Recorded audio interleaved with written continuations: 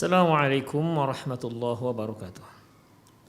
Innal hamdalillah nahmaduhu wa nasta'inuhu wa nastaghfiruh wa na'udzu billahi min shururi anfusina wa sayyiati a'malina may yahdihillahu fahuwal muhtadi wa may yudlil falan tajida lahu waliyyan mursyida.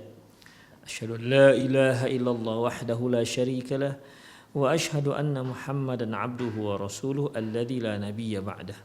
Wa qala Allah subhanahu wa ta'ala يا أيها الذين آمنوا اتقوا الله حق تقاته ولا تموتن إلا وأنتم مسلمون وقال عز من قال يا أيها الذين آمنوا اتقوا الله وقولوا قولا سديدا يصلح لكم أعمالكم ويغفر لكم ذنوبكم ومن يطع الله ورسوله فقد فاز فوزا عظيما يا أيها الناس اتقوا ربكم الذي خلقكم من نفس واحدة وخلق منها زوجها وبث منهما رجالا كثيرا ونساء واتقوا الله الذي تساءلون به والأرحام إن الله كان عليكم رقيبا أما بعد إن أصدق الحديث كتاب الله وخير الهدي هدي محمد صلى الله عليه وسلم وشر الأمور محدثاتها وكل محدثة بدعة وكل بدعة ضلالة وكل ضلالة في النار.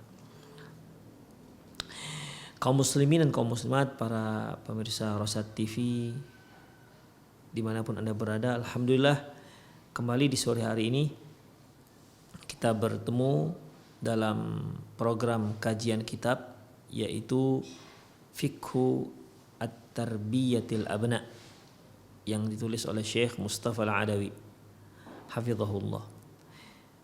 Para pemirsa, kita sudah membahas di kajian lalu terkait dengan pendidikan anak bukanlah dimulai sejak si anak sudah mulai sekolah, juga tidak dimulai sejak si anak lahir.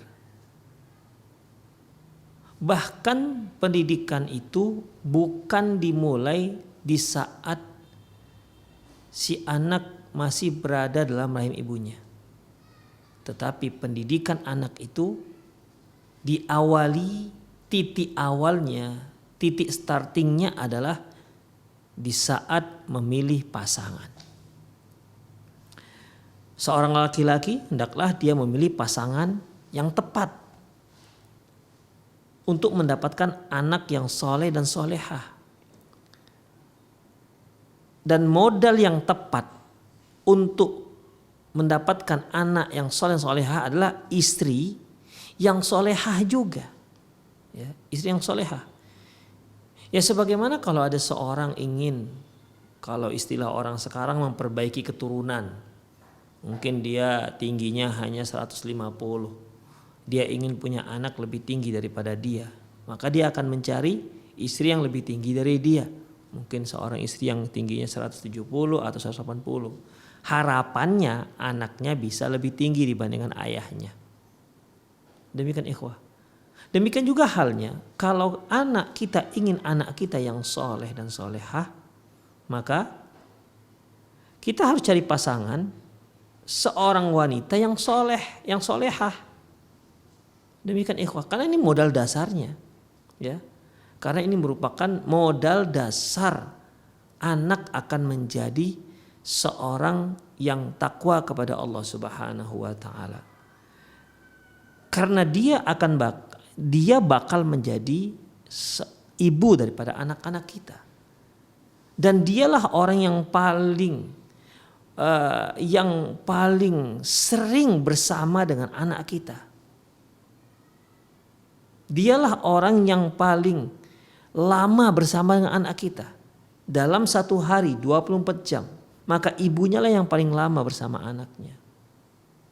Oleh karena itu ikhwah, kalau ibunya ini salah, ibunya misalnya seorang yang cantik, wanita yang cantik, yang hari-hari hanya memperhatikan penampilan, bagaimana agar kulit senantiasa mulus, putih, bersih, bagaimana agar wajah tetap glowing, tidak ada kerutannya, bagaimana agar tetap terlihat awet muda, bagaimana penampilan, cara jalan yang baik, atau bagaimana agar dia senantiasa terlihat sebagai seorang wanita yang fashionable misalnya.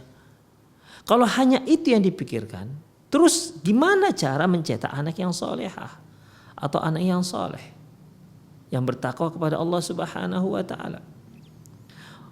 Oleh karena itu ikhwah, hendaklah modal dasar ini kita miliki, di mana memang seorang wanita yang solehah itu pasti yang dia pikirkan gimana caranya agar dia menjadi seorang yang solehah, senantiasa berkhidmat untuk suaminya dan juga senantiasa pendekatan diri kepada Allah Subhanahu wa taala. Kalau wanita yang seperti ini cara berpikirnya, otomatis dia juga akan menginginkan anak yang lahir dari rahim dia adalah anak-anak yang soleh dan solehah. Demikian ikhwah, rahimanallah wa iyyakum. Adapun kalau ternyata anaknya ternyata lebih cantik daripada ibunya, lebih gagah dibandingkan ayahnya, itu bonus. Ya, itu bonus dari Allah Subhanahu wa taala. Tidak ada itu, asalkan anaknya soleh dan solehah, insya Allah itu sudah lebih daripada cukup. Bukan berarti tidak boleh ya, bukan berarti nggak boleh. Boleh seorang itu mencari istri dengan niat untuk memperbaiki keturunan. Silahkan, nggak ada apa-apa, nggak masalah, boleh-boleh saja. Ya.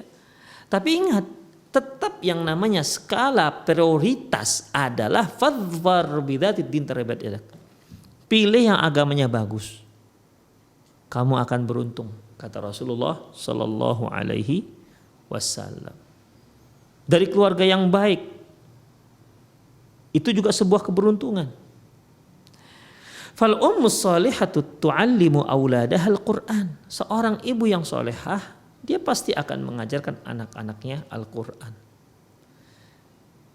Tu'allimuhum sunnatan Nabi sallallahu alaihi wasallam. Dia juga mengajarkan sunnah Nabi sallallahu alaihi wasallam. Demikian ikhwah, dialah sebagai madrasatul kubra di keluarga kita. Istri kita itu nanti merupakan dia adalah madrasah yang pertama, madrasah terbesar untuk anak-anak kita. Rusak madrasah ini, rusak anak kita. Dialah guru besar pertama untuk anak kita. Rusak guru besarnya, rusak anak kita. Demikian ikhwah. Jadi jangan main-main dengan masalah pendidikan anak. Tanggung jawabnya kita itu tidak hanya di dunia, tapi sampai di akhirat. Allah Subhanahu wa taala tidak bertanya kepada kita, anak-anak kamu lulusan terakhirnya di tingkat apa? S1? Oh, kalau S1 di surga ini, S2 di surga ini, S3 itu enggak. Ya, bukan itu yang ditanya oleh Allah Subhanahu wa taala. Tamatan apa, alumni apa? Bukan itu. Tapi yang ditanya adalah amalannya, tingkat kesolehannya, tingkat ketakwaannya. Seorang ibu mengajarkan Al-Quran kepada anaknya karena Al-Quran ini yang bisa meninggikan derajat si anak nanti di hari akhirat, sebagaimana sabda Rasulullah Sallallahu Alaihi Wasallam bahwasanya akan dikatakan kepada seorang muslim nanti di hari akhirat, iqra wartaqi warattil kama kunta turattil fid dunya. Bacalah dan naiklah derajatmu, dan bacalah dengan tartil sebagaimana yang dahulu kamu baca. Fa inna akhira manzilatika fi akhir ayat qara'ta. Sesungguhnya derajatmu adalah di akhir ayat yang kamu baca. Berarti semakin banyak yang dia baca, semakin tinggi derajatnya, semakin banyak semakin tinggi derajatnya, semakin banyak semakin tinggi derajatnya. Demikian ikhwah. Dari mana anak-anak tahu itu semua? Ketika ibunya mengajarkan Al-Quran. Ya, ketika ibunya mengajarkan Al-Quran. Coba kalau ibunya dari kecil hanya mengajarkan nyanyian, tarian, joget-joget. Apakah ini bisa memasukkan? Apakah kepandaian itu akan memasukkan si anak ke dalam surga? Tidak ada ceritanya bahwasanya kalau pandai anak itu joget dia akan masuk surga, tidak ada. Ya, bukan itu penyebabnya. Makanya ikhwah rahimanallah wa iyyakum, memilih istri adalah modal terbesar untuk mendapatkan anak yang soleh dan solehah, untuk menciptakan generasi yang bertakwa kepada Allah Subhanahu wa taala. Tapi begitulah modelnya sekarang, ikhwah rahimanallahu wa ikum. Banyak yang sudah ngaji, tetap saja yang menarik, yang membuat tertarik yang pertama untuk laki-laki ya yang cantik, yang putih mulus. Kalau yang akhwatnya yang membuat dia tertarik pertama adalah yang mapan. Demikian, nggak ganteng-ganteng kali nggak apa-apa asalkan mapan hidupnya, walaupun nggak soleh kali. Demikian ikhwah. Jadi ini sudah terjadi pergeseran. Ya. Rasulullah Shallallahu Alaihi Wasallam tidak seperti itu mendidik kita. Demikian ikhwah rahimanallahu ikum. Ya, memang terkadang alasannya seringnya alasan Ustadz saya nggak tertarik. Begitulah ikhwah. Ya, begitulah nggak tertarik. Begitulah alasannya. Taib labas. Fal ummu salihatu tu'allimu auladaha al-Qur'an. Ibu yang soleh akan mengajarkan anaknya Al-Qur'an. Dan mengajarkan sunnah Nabi SAW. Sunnah Nabi ini ikhwah, sunnah ketika makan, ketika pakai baju, masuk WC, keluar WC. Demikian. Itu hanya didapati dari seorang ibu yang solehah. Karena dia yang belajar. Dia yang mengetahui bagaimana adab makan. Dia tahu bahwasanya makan itu tidak boleh pakai tangan kiri. Walau dalam kondisi apapun tetap harus pakai tangan kanan. Demikian ikhwah. Karena dia tahu Rasulullah sallallahu alaihi wasallam bersabda, la yaqulanna ahadukum bishimalihi wa la yashrabanna biha fa inna syaitan ya'kulu yashrabu biha. Janganlah salah seorang kalian makan dan minum pakai tangan kiri, karena sesungguhnya setanlah yang makan dan minum pakai tangan kiri. Jadi dia waspadai anaknya jangan sampai makan dan minum pakai tangan kiri. Karena dia tahu itu adalah perbuatan setan dan dia tidak ingin anaknya seperti setan. Yang seperti ini kan hanya ada pada wanita yang solehah. Diajarkan sunnah-sunnah Nabi Sallallahu Alaihi Wasallam pada anak-anaknya. Tu'allimuhum makarimal akhlak. Diajarkan anak-anaknya bagaimana budi pekerti yang luhur. Tu'allimuhum halal wal haram. Mengajarkan anaknya mana yang halal, mana yang haram. Wa taqussu alaihim siyarul anbiya, menceritakan kepada mereka kisah-kisah para nabi, wa ahlal fadli was salah, dan menceritakan kisah-kisah orang-orang soleh. Demikian inilah seorang ibu yang solehah. Beda dengan yang tidak solehah.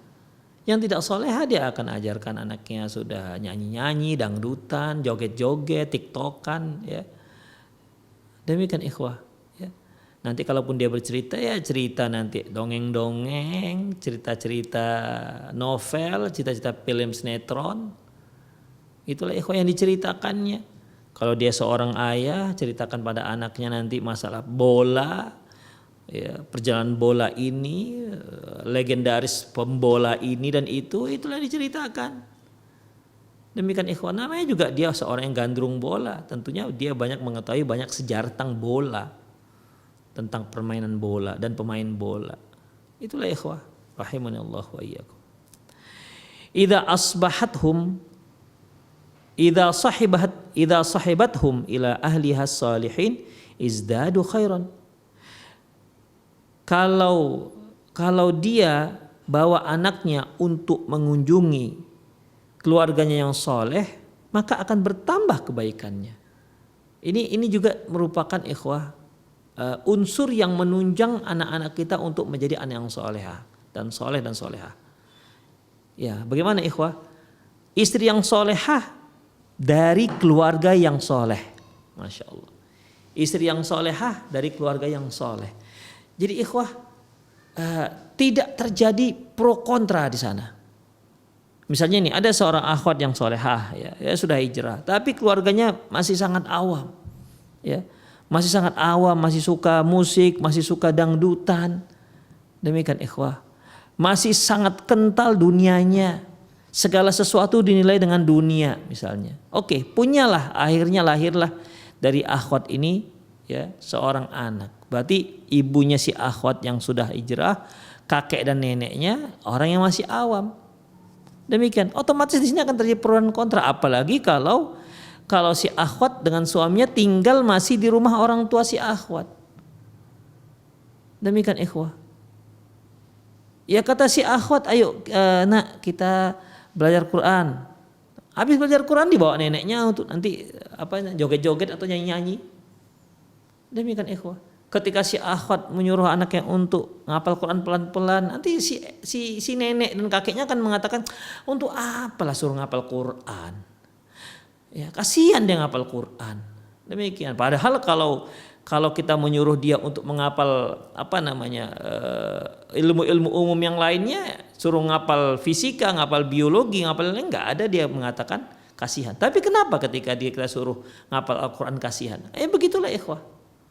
Makanya famili, kerabat-kerabat yang soleh, yang takwa kepada Allah itu juga menunjang pendidikan anak-anak kita. Jadi kalau si ibu pergi membawa anaknya berkunjung ke keluarganya yang soleh dan solehah juga, akan bertambah kebaikannya. Wazdadu adaban, bertambahlah adabnya, meningkatlah adabnya. Wazdadu ilman, dan bertambah ilmunya. Karena kalau seorang yang soleh mengunjungi yang lain yang juga soleh, tentu pembicaraan masalah ilmiah, tidak bicara ataupun membicarakan orang lain atau gunjingi keluarga yang lain. Idza zarat bihim qauman zaru ahlul fadl wal khair was salah min amthaliha. Dan kemudian kalau ada orang-orang yang mengunjungi mereka, yang mengunjungi mereka tentunya orang-orang yang baik juga. Demikian, orang yang baik juga, memiliki kebaikan dan kesolehan dan yang semisalnya. Karena kalau orang-orang penjahat ya segan dia datang ke rumah seorang yang soleh, nanti disuruh sholat segala macam. Demikian, mau masuk rumah harus pakai jilbab, sementara mereka di luar pakai rok mini misalnya. Yang seperti ini ikhwah. Ya, jadi kalau orang-orang yang soleh dan soleha ini, keluarga yang soleh dan soleha ini, yang mengunjungi mereka juga orang-orang yang baik. Itulah ikhwah rahimanallahu wa iyyakum. Fazdada auladu adaban ila adabihim, sehingga bertambah meningkatlah adab si anak. Wa husnu khulqin ila husnu khulqihim, dan keluhuran budi. Fa'alaika bizaujati salihati idza aradta salahal aulad. Oleh karena itu, kamu pilih seorang wanita yang solehah kalau kamu menginginkan keturunan yang soleh. Titik. Ini merupakan modal yang gak bisa ditawar. Modal yang tidak bisa ditawar. Demikian ikhwah. Kemudian, alaika bizaujati tayyibati. Idza aradti tayyiba khalq idza aradta tayyiba khuluqi auladik. Hendaklah kamu cari seorang wanita yang baik akhlaknya jika kamu ingin anak-anakmu juga memiliki akhlak yang baik. Wallahu wal musta'an. Hanya kepada Allah lah kita memohon bantuan. Hadza wala yamna'u ayyadumma ila diniha husnun wa jamalun wa raunaqun wa bahaun madamat zata din. Bukan berarti tidak boleh. Bukan berarti kita tidak boleh memilih seorang wanita karena cantiknya, karena keelokannya, karena keindahan wajahnya. Boleh, silakan. Tapi ingat, itu semua haruslah nomornya itu setelah yaitu harus memiliki agama yang baik. Jadi itu adalah poin yang pertama. Intinya adalah pertama yang kamu lihat bagaimana agama si calon, agama si istri, calon istri. Itu yang pertama. Bagus, masya Allah, solehah, baru kemudian bagaimana bagaimana wajahnya, bagaimana hartanya, bagaimana keluarganya. Itu nomor sekiannya ikhwah rahimanallahu wa iyyakum. Ya. Kemudian, jadi tidak mengapa Anda memilih yang cantik, tapi tetap saja yang cantik dan yang memiliki agama yang baik. Yang kaya, yang memiliki agama yang baik.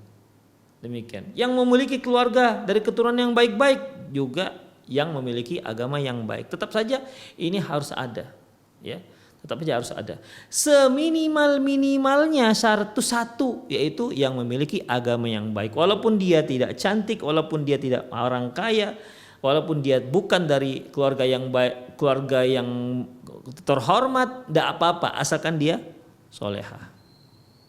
Kalau dia seorang yang wanita yang cantik jelita, kehartawan dari keluarga terhormat, nggak punya agama atau agamanya buruk, jangan terima. Anda nanti akan makan hati sebelum makan hati terhadap tingkah laku anak-anak Anda. Yakinlah, ya, makan hati nanti. Demikian ikhwah rahimanallah. Tapi sebagian teman-teman kita ini ada yang spekulasi. Ya Ustaz, enggak apa-apalah kita cari yang cantik, nanti kita bawa ngaji. Masya Allah. Ya kita bawa ngaji, ya semoga dia dapat hidayah. Ya kalau dapat hidayah, kalau enggak mau dicerai. Demikian. Ingat dengan kajian kita yang pertama dalam kitab ini. Al-hadi huwallah. Yang memberi hidayah itu adalah Allah Subhanahu wa taala. Kalau begitu cara kita mencari pasangan, itu sama artinya kita memiliki PR yang banyak. Ya, PR yang banyak. Demikian. Seorang yang cantik jelita, Masya Allah, seorang perempuan cantik jelita, pokoknya semua sifat-sifat fisik sempurna ada pada dia, tapi dia tak bisa baca Quran. Berarti Anda punya PR ngajari dia baca Al-Quran. Ngajari dia bagaimana berwudu, ngajari dia bagaimana sholat, ngajari dia bagaimana berjilbab, ngajari dia. Banyak yang harus kita ajari. Berarti PR kita menumpuk. Karena kalau nggak kita selesaikan PR kita, nanti akan ditanya oleh Allah Subhanahu wa taala di hari akhirat. Ini kenapa istrimu nggak bisa baca Quran? Kenapa istrimu nggak bisa wudu? Kenapa istrimu nggak bisa sholat? Kenapa istrimu nggak bisa pakai jilbab? Bukan nggak bisa pakai jilbab, nggak pandai pun pakai jilbab. Kenapa? Ini semua akan dipertanggungjawabkan di hadapan Allah Subhanahu wa taala. Sanggup Anda seperti itu? Kalau sanggup, tafadhol, silahkan. Ya, silahkan. Demikian ikhwah rahimani Allah wa iyyakum. Kemudian, ya, fa hadza lahu ta'thir ala dzurriyyati fi aghlabil ahwal. Karena seorang wanita yang bagus agamanya itu jelas, ya. Itu umumnya 99% itu sangat berpengaruh terhadap keturunan. Fayatil auladu fil ghalibi ala darajatil minal hasani wal jamali aidan ka abawaihi. Ya, dan anak yang akan lahir umumnya juga akan sama derajatnya seperti ayah dan bundanya. Demikian ikhwah. Ala tarau anna Fatimata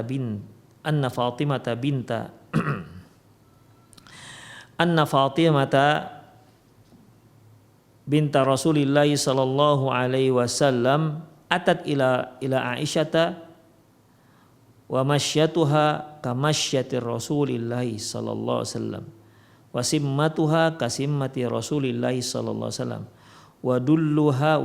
wa dulluha ka Rasulillah sallallahu alaihi wasallam.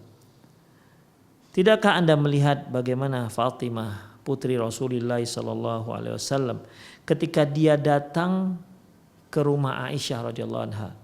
Apa kata Aisyah radhiyallahu anha? Bahwasanya Fatimah ini cara jalannya persis seperti cara jalannya Rasulullah sallallahu alaihi wasallam. Perilakunya persis seperti perilaku Rasulullah sallallahu alaihi wasallam. Sifatnya persis seperti sifat Rasulullah sallallahu alaihi wasallam. Demikian ikhwah. Dalam riwayat yang lain bahkan wajahnya juga mirip dengan Rasulullah sallallahu alaihi wasallam. Wa Yusuf alladhi utiya syatru al-husni kanat jaddatuhu Sarah alaihi salam min ajmalin nisa. Yusuf, ya para pemirsa tahu Yusuf kan, Nabi Yusuf alaihissalam yang Allah Nabi Yusuf yang Allah Subhanahu, yang kata Rasulullah SAW faqad utiya syatrul jamal. Nabi Yusuf yang kata Rasulullah diberikan setengah dari ketampanan dunia ini, setengah untuk dia.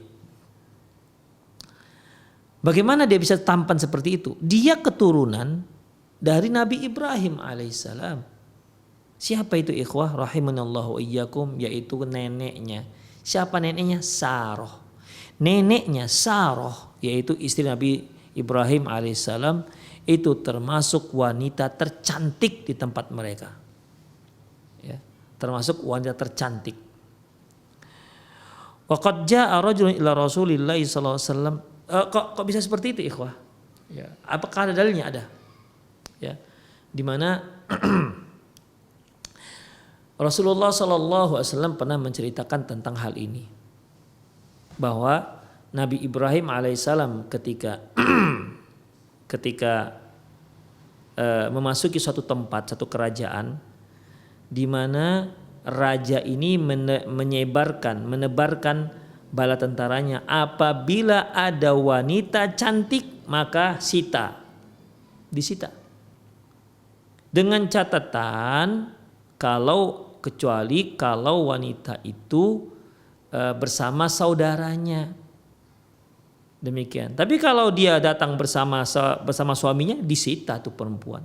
Pokoknya kalau cantik disita dan dipersembahkan, diberikan kepada sang raja. Demikian. Ketika Nabi Ibrahim dan Sarah masuk ke sebuah kerajaan, di mana Nabi Ibrahim alaihissalam bersiasat dengan Sarah. Nanti kalau kamu ditanya, katakan aku adalah saudaramu. Padahal Nabi Ibrahim kan suaminya. Katakan saja saudaramu. Ya aku kan betul saudaramu satu agama. Karena tidak ada di tempat lain saudara kita selain aku yang kita seagama dengan kita. Demikian. Jadi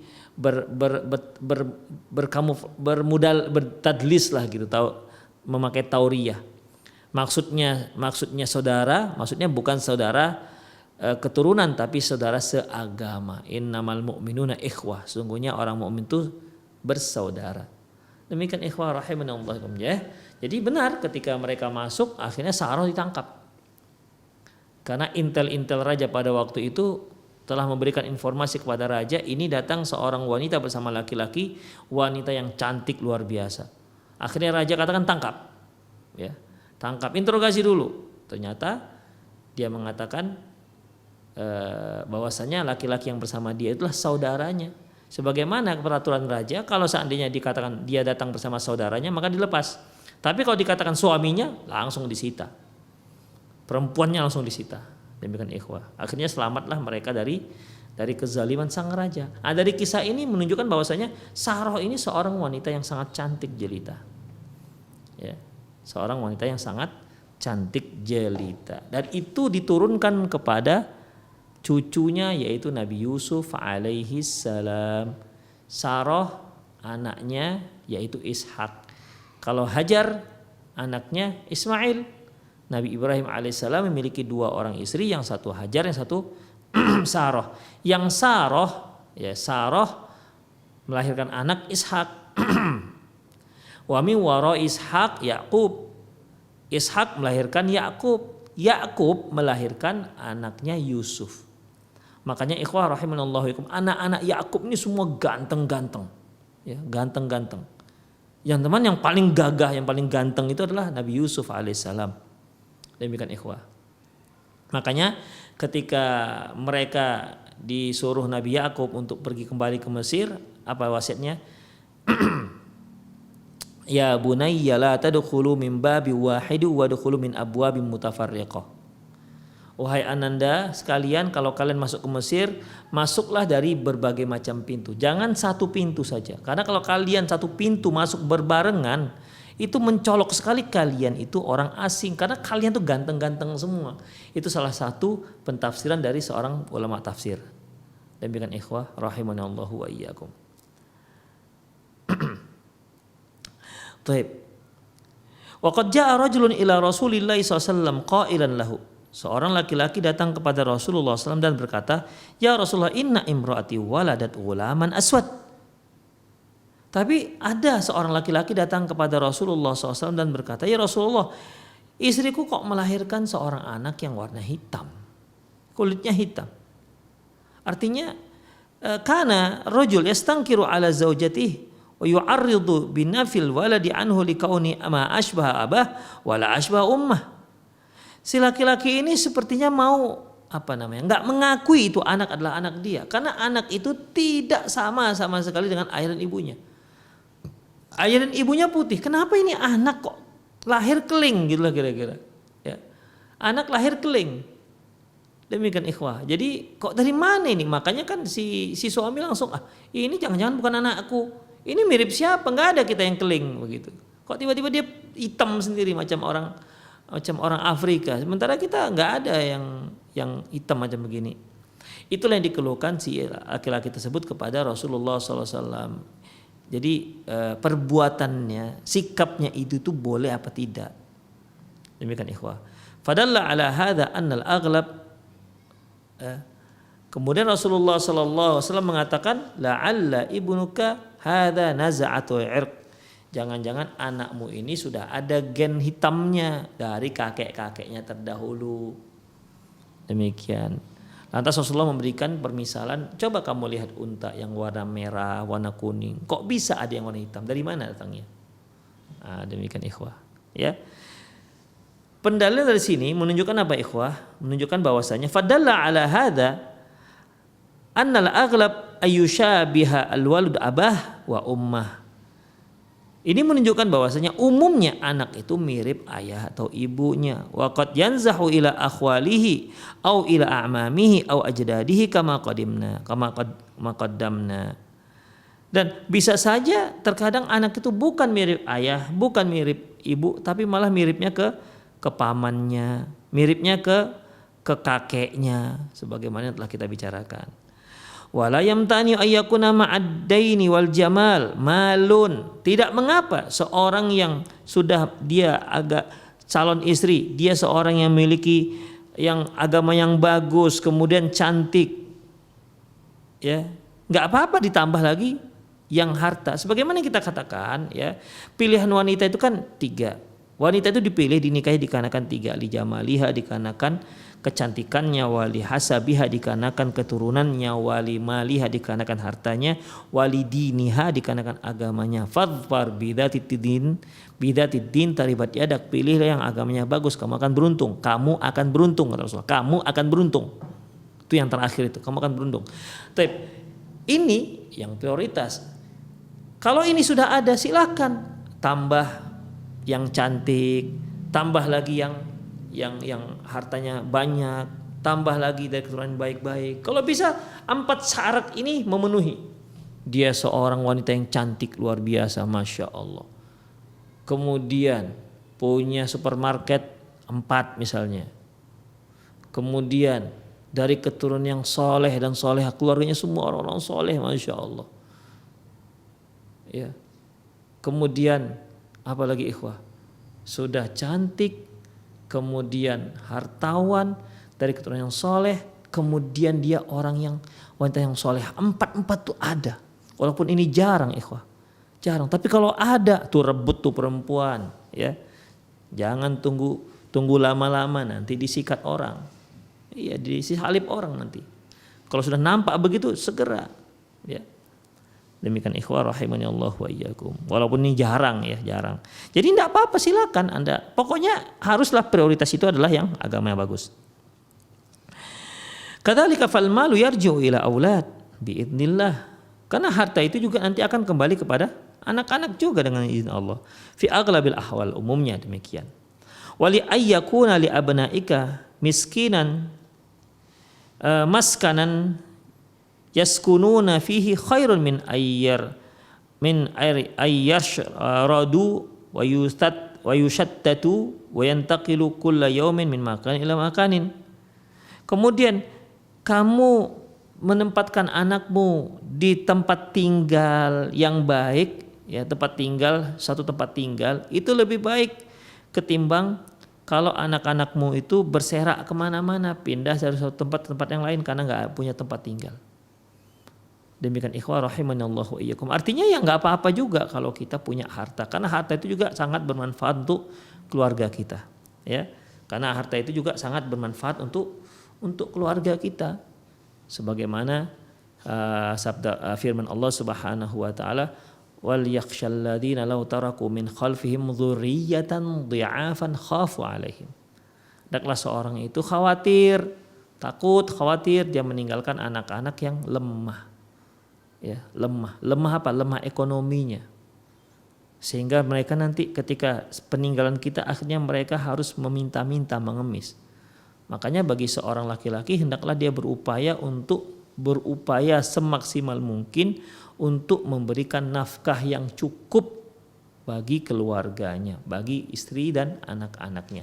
Berupayalah semaksimal mungkin. Wala yamtanu ayyakuna al-ummu ma'adha hadza kullu dzat hasabin. Enggak apa-apa juga kalau si ibu itu dia sudah seorang wanita yang soleha, kemudian hartanya banyak, cantik rupawan, kemudian dia juga termasuk dari keluarga yang keturunan yang baik-baik. Enggak apa-apa, bagus. Wa qad qala an-nabiy sallallahu alaihi wasallam tunkahul mar'atu li arba'in, wanita itu dinikahi dikarenakan 4 hal, limaliha dikarenakan hartanya, wali hasabiha dikarenakan keturunannya dari keluarga yang baik-baik, wa jamaliha dikarenakan kecantikannya, wali diniha dan dikarenakan agamanya. Fadfar bidzatid din taribat yadak, pilihlah yang agamanya bagus, maka pilihlah yang agama, ya, pilihlah yang agama, yang agamis, kamu akan beruntung. Ya habadha law zafarta bi zaujatin quraisyiyatin salihatin fahunna khairun nisa raqibnal ibil. Apalagi kalau ternyata Anda mampu menyunting seorang wanita Quraisy yang solehah. Wah, ini lebih hebat lagi nih. Ya. Jadi dia sudah agamanya bagus, cantik, hartanya banyak, dari keturunan baik-baik. Kemudian ditambah lagi yang kelima apa? Wanita Quraisy. Rasulullah SAW merekomendasi menikahi wanita Quraisy. Bukan Padang, bukan Jawa, bukan Dayak, bukan Aceh, ya. Ya, ini bukan nggak boleh, tapi beliau nggak merekomendasi. Bukan juga suku-suku yang lain. Ya. Yang direkomendasi Rasulullah SAW hanyalah satu suku, yaitu suku Quraisy. Jadi kalau Anda bisa mencari istri seperti ini yang berasal dari suku Quraisy, Allahu Akbar, ya berarti Anda telah mendapatkan keberuntungan yang luar biasa. Cantik, asolehah, cantik, banyak harta, keturunan baik-baik, dan dari suku Quraisy. Wa ya habadha law dhafarta bi zaujatin quraisyiyatin salihatin. Seandainya sangat beruntung jika ternyata Anda memiliki pasangan, calon pasangan ataupun pasangan wanita Quraisy yang solehah. Jadi wanita Quraisy yang solehah. Kalau Quraisy tapi nggak solehah, lemparkan sajalah ke pinggir. Demikian ikhwah. Ya. Kalau Quraisy nggak soleh untuk apa gunanya? Karena yang agama itu tetap diutamakan. Dia wanita yang soleha, tapi dia orang Indonesia, dia orang apa? Misalnya orang Minang misalnya. Si wanita kedua dia orang Quraisy, tapi nggak soleha, coret yang Quraisy ini, coret. Demikian ikhwah. Jadi kalau dari yang 4 ini tambah satu lagi dia wanita Quraisy, masya Allah tuh jauh lebih baik. Karena Rasulullah mengatakan khairun nisa'i raqibnal ibil. Ya, sebaik-baik wanita adalah wanita yang mengendarai unta. Karena orang Quraisy itu kebiasaan mereka, baik laki-laki maupun perempuannya itu suka naik unta. Ya, demikian ikhwah. Wa indahunna fil ghalib minal hanani 'alal atfal. Umumnya wanita Quraisy ini sangat sayang dengan anak-anak. Wa ri'ayatul azwaj ma laisa inda ghairihim, dan sangat perhatian terhadap suaminya yang tidak dimiliki oleh suku-suku yang lain. Itu dia. Jadi ini khususnya bagi para jomblo-jomblo, ya. Boleh jugalah dia tambah doanya, yaitu wanita solehah yang Quraisy. Demikian. Ya demikian juga para ayah-ayah yang sudah menikah, kalau ingin mencari istri yang kedua, coba cari yang Quraisy. Semoga ada. Insyaallah ya. Demikian ikhwah rahimanallah wa iyyakum. Jadi beliau merekomendasi wanita Quraisy itu, ya. Sebaik-baik wanita adalah wanita yang mengendarai unta. Maksudnya adalah orang Quraisy yang memang wanitanya suka mengendarai unta. Kenapa mereka ikhwah? Sebagaimana sabda Rasulullah SAW, khairu nisa'in raqibnal ibil. Salihu nisa'il Quraisy. Sabda Rasulullah SAW, sebaik-baik wanita adalah wanita yang mereka mengendarai unta, ya, mengendarai unta. Mereka adalah wanita soleh dari suku Quraisy.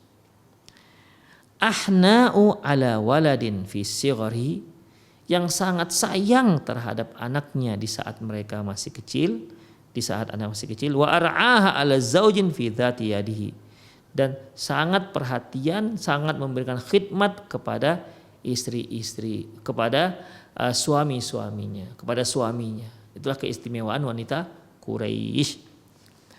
Wa kadzalikal mar'atu yustahabbu laha an takhtara li abnaiha aban sholihan. Tadi kita panjang lebar membicarakan seorang laki-laki harus mencari wanita yang soleha, yang intinya yang pertama, yang diprioritaskan pertama adalah yang soleha. Setelah itu terserah. Ya, kalau sudah 4 pun ada, tambah satu lagi yang wanita Quraisy itu, masya Allah lebih baik. Demikian ikhwah. Ya, demikian juga sebaliknya. Seorang wanita juga harus mencari pasangan, menerima pasangan yang melamarnya adalah laki-laki yang soleh. Demikian, karena ini akan menjadi pemimpinnya. Dialah yang akan menjadi nahkoda, bahtera rumah tangga yang akan belayar mengarungi lautan. Dan lautan itu tidak ada yang tenang. Tetap sedikit banyak tetap ada riak-riaknya. Dan satu waktu akan datang gelombang yang sangat dahsyat, yang mungkin kalau tidak pandai nahkoda, kalau seandainya nahkoda tidak pandai, ya, tidak pandai mengendalikan bahteranya, maka bahtera akan pecah. Maka butuh seorang nahkoda yang tangguh, butuh seorang nahkoda yang ulet, butuh seorang nahkoda yang berpengalaman. Demikian ikhwah, yang punya ilmu. Itu dia. Ya, demikian juga halnya dengan nahkoda sebagai suami. Dia harus orang yang soleh, karena orang soleh itu adalah orang yang tangguh. Hendaklah dia memilih, si wanita hendaklah dia memilih ayah yang soleh untuk anak-anaknya.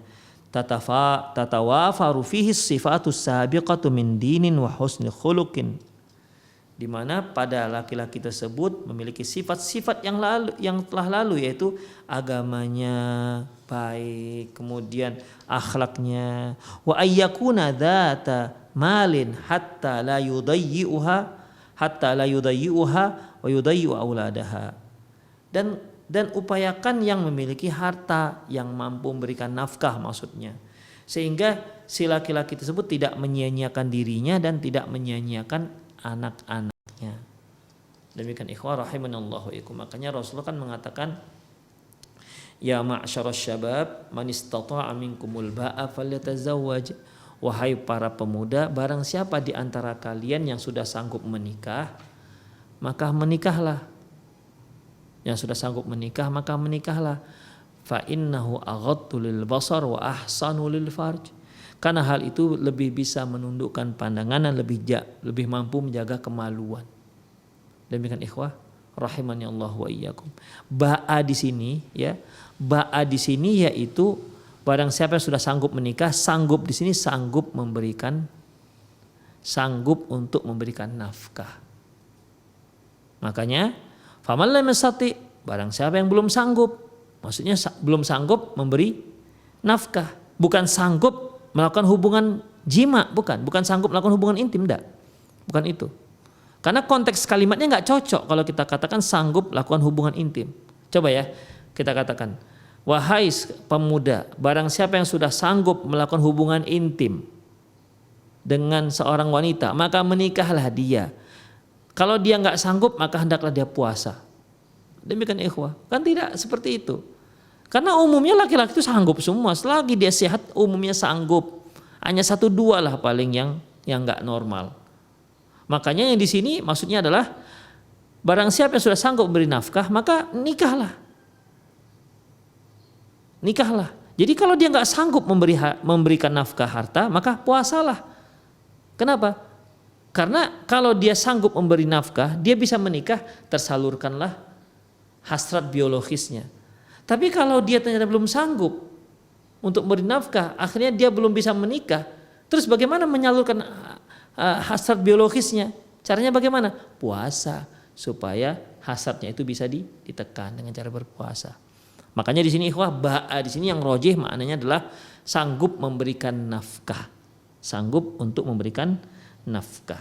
Demikian ikhwah rahimani Allah wa iyyakum. Jadi kalau sudah sanggup memberikan nafkah, silakan. Jadi dia bisa tidak menyia-nyiakan istri dan anak-anaknya. Wa iyakuna dzata ilmin wa hasabin hatta yu'allima auladah. Hendaklah dia seorang yang memiliki ilmu, ya, dan sehingga dia bisa mengajarkan anak-anaknya.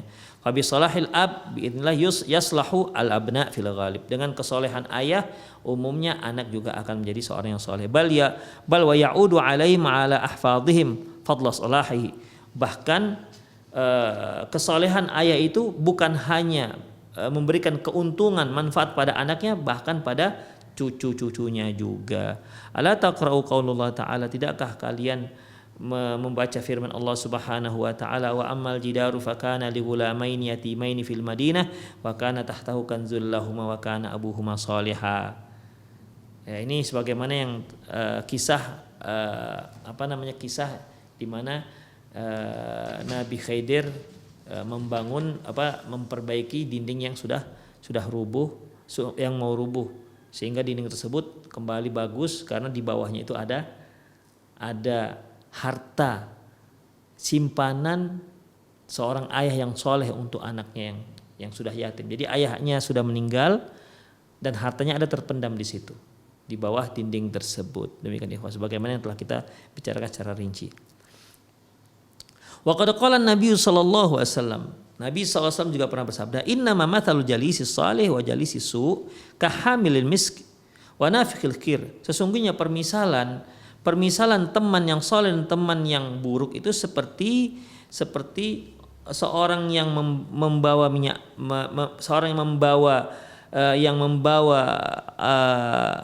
minyak wangi, dan seorang yang tukang pandai besi. Fahamilul mis imma ayyuhdiyaka. Adapun kalau kamu bersama orang yang membawa minyak wangi, mungkin dia memberimu hadiah, wa imma anta bata'a minhu, atau engkau beli minyak wangi dari dia, wa imma antajidu minha rihan thayyibatan, minimal kamu akan mencium aroma yang wangi. Namanya juga kamu bersama orang penjual minyak wangi.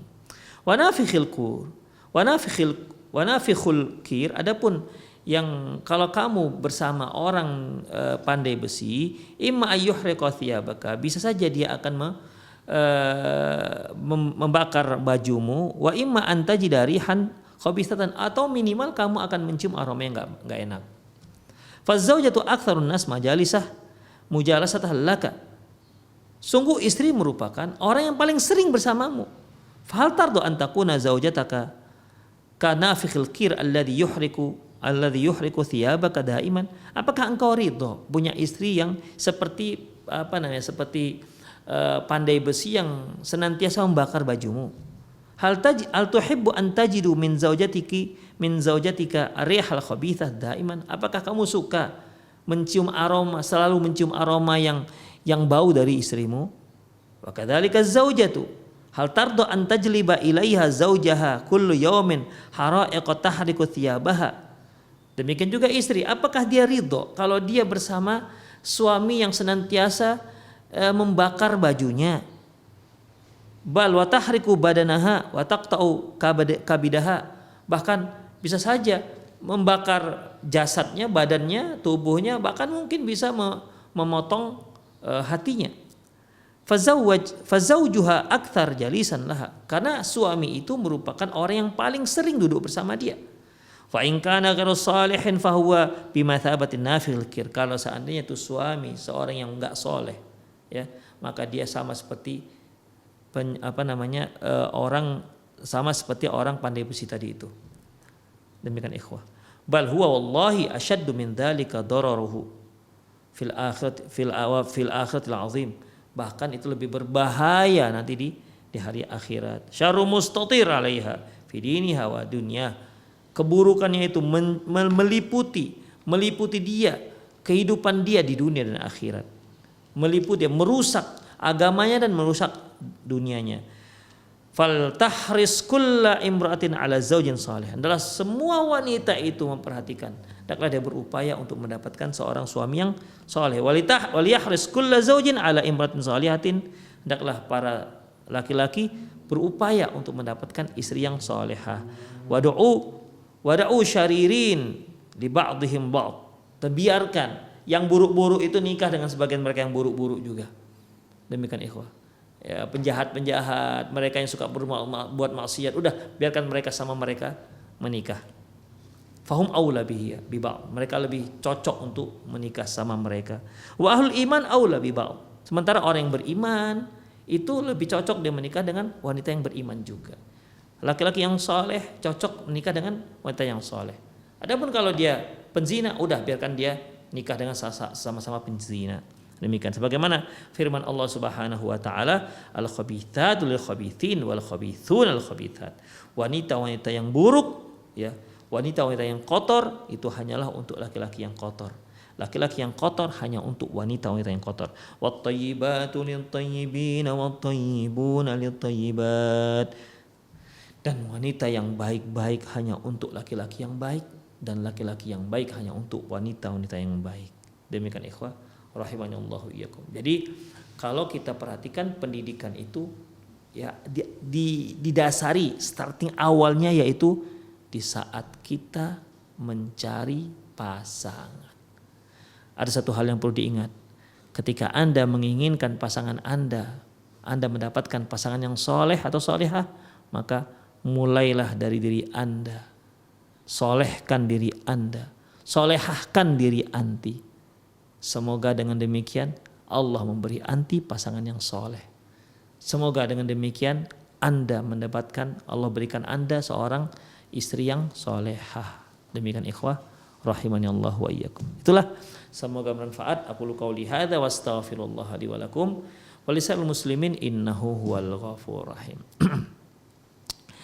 Baik, bagi para pemirsa yang ingin bertanya, silakan boleh telepon langsung ke nomor yang sudah tertera di layar televisi Anda, atau juga boleh kirimkan melalui via chat, atau juga boleh melalui di 08956113277778. Baik, sudah ada pertanyaan yang masuk. Ustadz, apakah suku Quraisy masih ada sampai sekarang? Banyak. Ya, banyak, suku Quraisy banyak. Di Arab Saudi masih banyak suku Quraisy. Demikian ikhwah rahimani Allah wa iyyakum, ya. Ada, suku Quraisy masih ada. Keturunan-keturunan. Dia tidak harus keturunan Rasulullah. Rasulullah itu kan suku Quraisy ini banyak, ya. Ada yang Bani Hashim, ya. Ada yang Bani Hashim. Kalau yang Rasulullah kan dari Bani Hashim. Udah. Jadi suku Quraisy ini banyak kabilah-kabilahnya. Yang dari keturunan Rasulullah itu kan ya dari Rasulullah. Sementara Bani Hashim kan banyak, ya. Bani Hashim itu juga banyak. Orang-orang yang banyak, bukan hanya Rasulullah. Yang dari keturunan Rasulullah itu dikatakan Ahlul Bait. Demikian ikhwah. Jadi yang dari yang lain itu kan suku Quraisy juga. Demikian ikhwah rahimanallahu wa iyyakum. Seperti Utsman bin Affan, itu kan suku Quraisy. Abu Bakar suku Quraisy. Walaupun bukan dari Bani Hashim. Demikian banyak suku Quraisy banyak. Hanya mungkin tidak begitu terekspos, ya, masih banyak. Insyaallah ini yang penanya ini sepertinya lagi serius ini mencari akhwat yang bersuku Quraisy. Semoga Allah mempermudah cita-cita Anda, ya. Dan nggak ada yang sulit bagi Allah. Kalau Allah katakan kun, jadi, ya, jadi. Insyaallah Anda akan dapat. Yang penting minta aja kepada Allah Subhanahu wa taala. Nggak usah segan-segan, minta aja kepada Allah Subhanahu wa taala. Kemudian ikhwah, Assalamualaikum Ustaz. Seberapa besarkah nafkah yang harus diberikan kepada anak-anak, dan jika si ayah sakit tidak mampu memberi nafkah, apakah ia tetap berdosa? Ikhwah rahimanallahu wa iyyakum. Mengenai besarnya ikhwah, mengenai Allah Subhanahu wa taala berfirman, ya. Allah Subhanahu wa taala berfirman, wa 'alal mauludi lahu rizquhunna wa kiswatuhunna bil ma'ruf. Dan bagi seorang ayah, mauludilahu, anak yang pemilik si anak, jadi ayah, Wa 'alal mauludi lahu, bagi seorang ayah, rizquhunna wa kiswatuhunna bil ma'ruf. Hendaklah dia memberi nafkah dan memenuhi kebutuhan sandangnya bil ma'ruf, dengan yang secukupnya. Jadi ikhwah rahimanallah wa iyyakum, kalimat wa 'alal maulud ini, wa 'alal mauludi lahu ini menunjukkan kewajiban. Jadi setiap suami itu wajib untuk memberikan nafkah kepada keluarganya. Kalau dia tidak berikan, maka dia berdosa. Bahkan kalau dia sanggup memberikan yang cukup tapi dia tidak berikan yang cukup, dia juga berdosa. Jadi bukan sekedar memberikan, tapi memberikan yang cukup. Demikian ikhwah. Adapun kadarnya, berapanya, ikhwah, karena kalimatnya dari Allah Subhanahu wa taala bil ma'ruf, secukupnya, berarti kadarnya terkait dengan seberapa kebutuhannya. Makanya Allah katakan liunfiq dzu sa'atim min sa'atih. Hendaklah seorang itu memberikan nafkahnya, ya, dalam waktu ke waktu. Wa man qudira alaihi rizquh falyunfiq mimma atahullah. Barang siapa yang ternyata ekonominya sempit, ya, miskin lah kita katakan, falyunfiq mimma, falyunfiq, maka hendaklah memberikan nafkahnya itu, hendaklah dia memberikan nafkahnya itu sesuai dengan kesanggupannya, ya, falyunfiq mimma atahullah.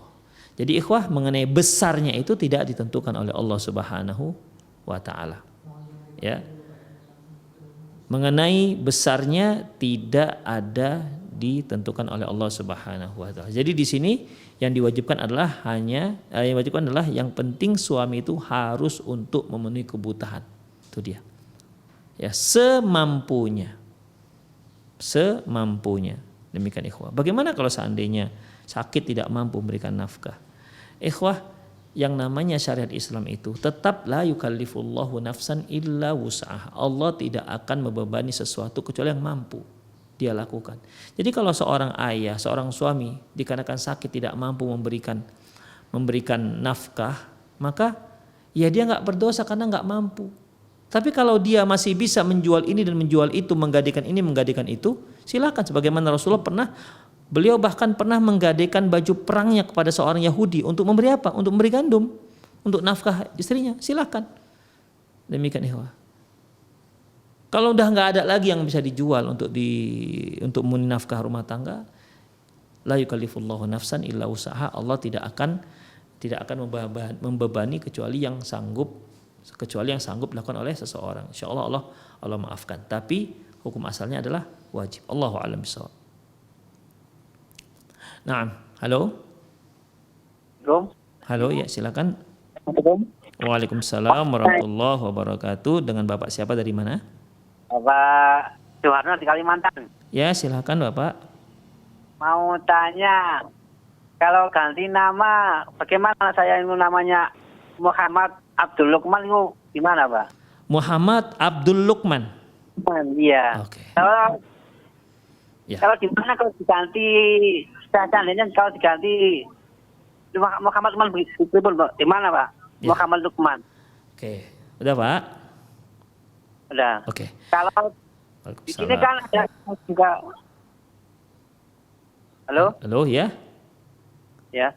Dah. Gimana kalau ngurus di sini enggak, maksudnya ngurusnya itu enggak susah di sini, Pak. Ngurusnya kalau ganti nama, Pak. Oh, begitu. Ya, oke. Ya. Sudah, Pak? Kalau namanya diganti, kalau enggak pakai dengan itu boleh enggak, Pak? Iya. Baik. Oke, Pak, ya, dengar ya. Assalamualaikum. Assalamualaikum. Muhammad Abdul Lukman. Muhammad Abdul Lukman. Ikhwah rahimanallah wa iyyakum. Rasulullah SAW bersabda, ahabbul asma' indallahi Abdullah wa Abdurrahman. Sebaik-baik nama di sisi Allah yaitu Abdullah dan Abdurrahman. Jadi kata-kata abdun itu harus setelahnya itu adalah nama Allah. Tidak boleh Lukman. Lukman itu bukan tidak nama Allah. Ya. Tidak nama Allah. Kalau abdun haruslah nama Allah setelahnya. Abdul Malik, Abdul Quddus, apalagi Abdul Rahim, itu dibolehkan. Tapi kalau Abdul Luqman nggak dibolehkan. Karena jadi hambanya si Luqman. Demikian, Luqman bukanlah salah satu nama Allah. Jadi tidak boleh memberikan nama anak Abdul Luqman. Boleh nggak kita tukar dengan Muhammad Luqman? Boleh. Ya, Muhammad Luqman boleh. Terus bagaimana dengan sudah kadung ada di akta kelahiran, di ijazah segala macam? Memang ikhwah kalau untuk menukar surat-surat resmi itu kita akan kesulitan karena harus merubah dari akte kelahiran dan banyak hal lah yang harus kita urus. Jadi kalau mau merubah nama silahkan rubah saja nama panggilan. Adapun yang ada di KTP, yang ada di kartu rumah tangga, yang ada di surat nikah, yang ada di ijazah dan yang ada di akte kelahiran, biarkan saja seperti itu. Ya, biarkan saja seperti itu. Kalau kita ditanya siapa namamu? Muhammad Luqman. Enggak usah sebut Abdulnya. Nah, kecuali nanti kalau kita harus mengurus surat-surat resmi, ya, maka ya kita harus sesuaikan dengan KTP kita. Namun kalau tidak, udah katakan saja Abdul Luqman. Demikian ikhwah. Biarkan surat resmi tersebut seperti itu. Demikian ikhwah ya, Bapak di Kalimantan, semoga bermanfaat. Ikhwah, sepertinya waktu kita sudah habis. Semoga apa yang kita bahas, sedikit yang kita tadi dengar, semoga bermanfaat ya untuk pendidikan anak-anak kita. Agar semoga anak-anak kita ini bisa tumbuh menjadi seorang manusia, seorang muslim yang soleh dan seorang muslimah yang solehah. Demikian, lebih dan kurang mohon maaf. Aku qouli hadza wa astaghfirullah li wa lakum wa lisal muslimin innahu wal ghafurur rahim. Subhanakallahumma wa bihamdik asyhadu an la ilaha illa anta astaghfiruka wa atubu ilaik. Wa sallallahu ala nabiyyina Muhammad wa ala alihi wa ashabihi ajma'in. Wa akhiru da'wana alhamdulillahirabbil alamin. Assalamualaikum warahmatullahi wabarakatuh.